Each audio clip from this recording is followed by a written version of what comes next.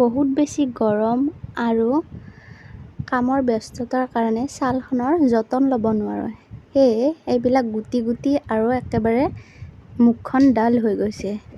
সেয়ে ভাবিলোঁ যে আজি নিজকে অকণমান সময় দিওঁ আৰু নিজৰ মুখখন অলপমান যত্ন লওঁ আৰু ভাবিলোঁ আপোনালোককো দেখুৱাওঁ। তেন্তে ব'লক ভিডিঅ'টি আৰম্ভ কৰোঁ।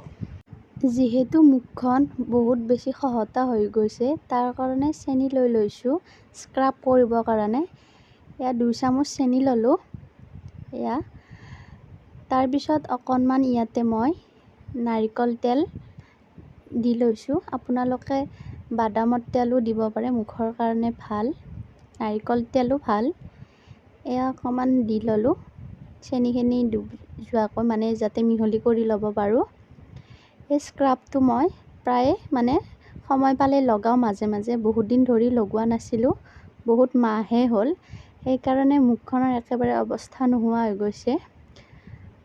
আৰু এতিয়া মই ইয়াতে অকণমান 2-3 টোপালমান নেমুৰ ৰস চেপি দিলোঁ।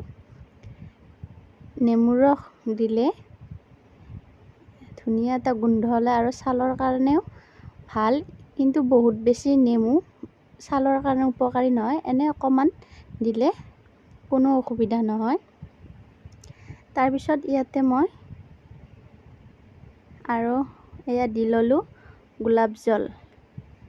এইখিনি মই এতিয়া সুন্দৰকৈ মিহলি কৰি ল'ম। এয়া হাতেৰে মিহলি কৰি লৈছোঁ।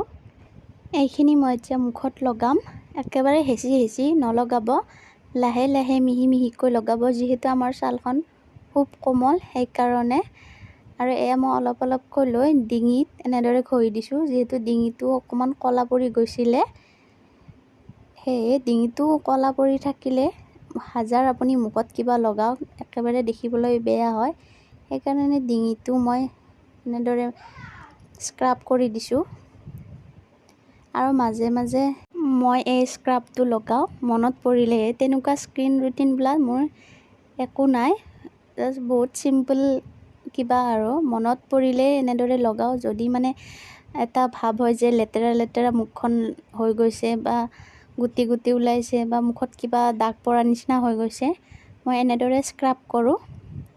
এয়া চাৰিপিনে কপালখনো ঘঁহি দিছোঁ। কপালতো থাকি যায় কেতিয়াবা মলিবিলাক। গোটেইখিনি ঘঁহি লোৱাৰ পিছত এয়া ওঠো ঘঁহি দিছোঁ, ওঠটো স্ক্ৰাব কৰি দিছোঁ। নাৰিকল তেল ভাল। এনেদৰে সকলোখিনিতে ঘঁহি লোৱাৰ পিছত এতিয়া মই মুখখন ফেচ ৱাছ কৰি ল'ম। আপোনালোকে যি ফেচ ৱাছ ব্যৱহাৰ কৰে সেইটোকে লৈ ল'ব। মই পণ্ডছ হোৱাইট বিউটি ফেচ ৱাছটো ব্যৱহাৰ কৰিম। আৰু এতিয়া মই মুখখন ধুই আহোঁগৈ। আৰু মই মুখখন ধুই আহিলোঁ আৰু মুখখন এতিয়া মই ভালদৰে মচি দেখুৱাম।